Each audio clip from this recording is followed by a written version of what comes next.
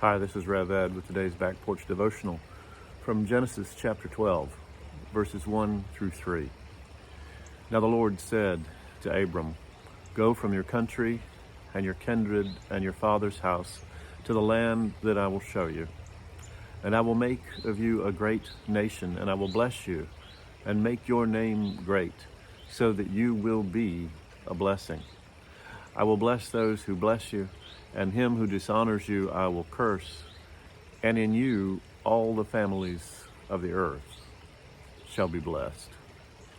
This is just one of the great moments in God's history with humanity.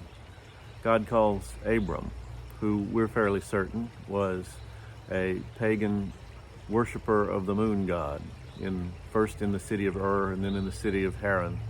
And God calls Abram not because he is an eminently upstanding, fine human being, but simply because God chooses whom he chooses. And that's something that ought to fill us each with deep humility and deep gratitude.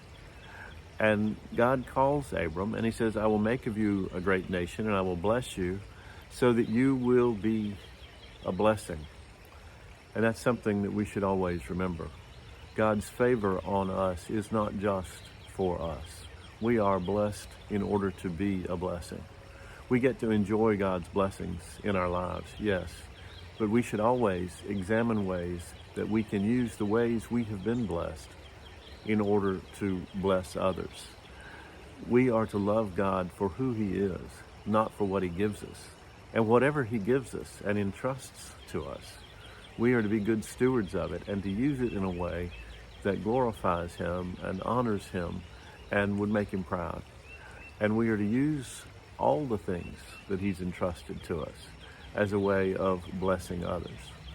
That includes our time and whatever talents we've been given, and of course, whatever treasure, whatever money, whatever resources we have. Now, obviously, we have to take care of ourselves and take care of our families. But most of us, if we're going to be honest, are fairly well taken care of. And we have plenty to spare if we actually examine carefully how we allocate what's been entrusted to us. But the thing about this call of God is that God does not share with Abram right away exactly where he's going to take him. He said, "To the land that I will show you." God calls Abram, and the most important thing is that it is God, the Lord, doing the calling. And Abraham obeyed. In the book of Hebrews, chapter 11, verse 8 says, "By faith, Abraham obeyed when he was called out to go to a place that he was to receive as an inheritance. And he went out, not knowing where he was going."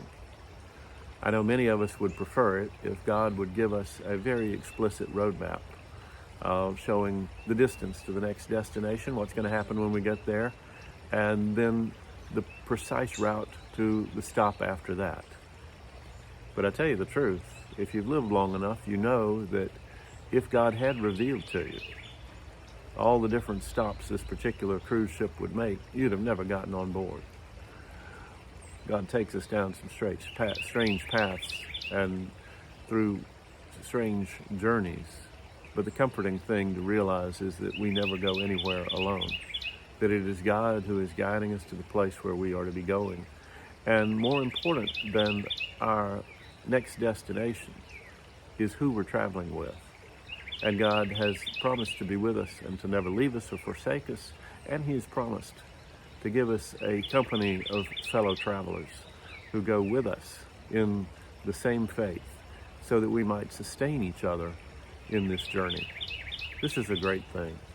Know that God has called you.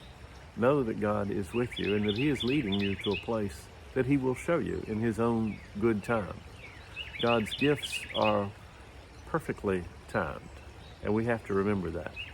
We also have to remember his timing is never, just about never, our timing. And yet our Heavenly Father does know what is best for us. So know that you have been blessed in order to be a blessing, and that God is leading you to a place where he will show you in his own good time. And in the meantime, you can absolutely trust him, because he is a God who keeps his promises, who is faithful, even when we are not. And that is something worth celebrating. God's blessings be upon you this day.